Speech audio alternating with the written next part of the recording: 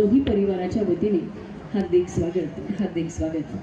तुम्ही इथे आलात याचा आनंद आम्ही दोन्ही परिवारांच्या वतीने इथे व्यक्त करतो. लग्न म्हणजे खरं तर 2-2.5 अक्षर नव्हे, तर 7 पावलांमध्ये जणू जन्मभराचे ऋणानुबंध जोडले जातात. आयुष्यातला एक मनस्वी आनंदी प्रसंग, काही क्षण हृदयाच्या कप्प्यात साठवण्यासाठीचे, तर काही डोळ्यांच्या पापडीवर उठवण्यासाठीचे, आयुष्यभर जतन करण्यासाठीचा हा आनंदी सोहळा. इथून पुढे लुटूपुटूच्या भांडणासाठी, हट्टाने काही गोष्टी मागण्यासाठी एक सखा, सोबती, मित्र आणि